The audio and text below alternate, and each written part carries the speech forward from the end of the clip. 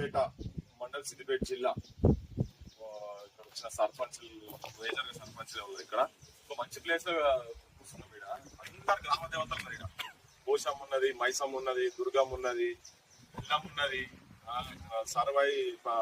సర్దార్ సర్వై పాపన్న ఉన్నది. అందరి సమక్షంలో మర్రి చెట్టు కింద కూర్చొని వీళ్ళు చెప్పేటి అన్ని వాస్తవాలు, పచ్చి నిజాలు. కానీ రాజకీయ నాయకులు పచ్చి అబద్ధాలు, మోసాలు చేస్తున్నారు.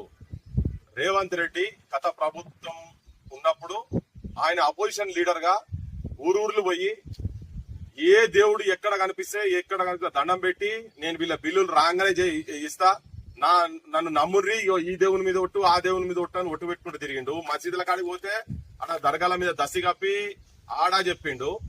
ఏడ చర్చి కనబడితే ఆడ పోడు మేరీ మాత దగ్గర జీసస్ దగ్గర పోయి చెప్పిండు. వీళ్ళ ఏమున్నా గానీ నేను రాగానే నేను వెంటనే నేను చెల్లిస్తా, నేను ఇచ్చేసేస్తా వీళ్ళ బిల్లు. మీరు ఏ పార్టీ అయినా పర్వాలేదు, ఈ పార్టీ ఆ పార్టీ అని కాదు, మీరు గ్రామాభివృద్ధి గురించి మీరు పనులు చేశారు కాబట్టినే ఆ గవర్నమెంట్ ఇస్తలేదు కదా, మీరు అవసరమైతే పోయి కల్లాలు బట్టి అడుగురని చెప్పని సర్పంచ్లను వీళ్ళందరినీ రెచ్చగొట్టిండు.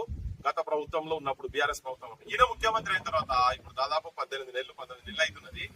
ఇప్పటికి వచ్చిన తర్వాత గడికో మాట మాట్లాడుతున్నాడు. ఒకసారి ఇది నా ప్రభుత్వంలో ఈయన కాదని అంటాడు, ఓసారి 150 కోట్ల రూపాయలు నేను రిలీజ్ చేసినా అంటున్నాడు. ఆ రిలీజ్ చేసి ఎవరికి ఇచ్చినా మాకైతే ఎరకలే. కానీ స్పష్టంగా చెప్పేది ఏంటంటే ఓడ దాటేదాకా ఓడ దాటినాక ఓడమల్లన్న చందం లేకున్నది రేవంత్ రెడ్డి గారు. మీ పని మీరు అధికారంలోకి వచ్చి వీళ్ళందరూ సపోర్ట్ లేకుండా మీరేం అధికారంలోకి రాలేదు. చాలా మంది ఇంటర్నల్ గా సపోర్ట్ చేస్తేనే మీరు అధికారంలోకి వచ్చారు. పోనీ నువ్వు అంటున్నట్టుగా ఏం పైసలు లేవు అది అంటున్నట్టుగా ఏం లేదు. మరి 1000 కోట్ల రూపాయలు మరి మేఘా కృష్ణారెడ్డిలకు కావచ్చు, లేకుంటే పొంగులెట్స్ లాగా శ్రీనివాస్ రెడ్డికి కావచ్చు, ఇటువంటి వాళ్ళకు పెద్ద వాళ్ళకు బిల్లులు వస్తున్నాయి.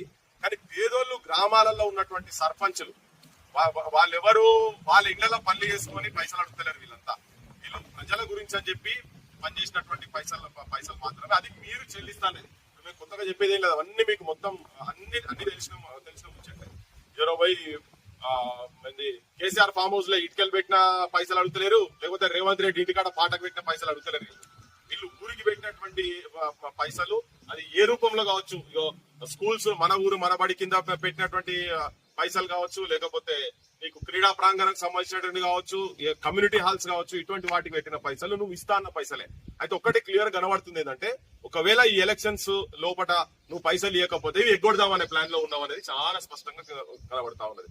కానీ అటువంటిది కాకుండా తెలంగాణ ప్రజలకు కూడా విజ్ఞప్తి చేసేది ఏంటంటే వీళ్ళు సర్పంచులు అప్పులైనరు. అవి అన్ని నాయకులు కూడా మస్తు చెప్పారు. ఈ రేవంత్ రెడ్డి కూడా చెప్పిండు, మీరు పుస్తలు అమ్ముకుంటారు, అన్ని అమ్ముకుంటారు. అవును, అన్ని అమ్ముకున్నారు, వాస్తవమే. ఇప్పుడు పుస్తలు అమ్ముకున్నారు, మట్టెలు అమ్ముకున్నారు.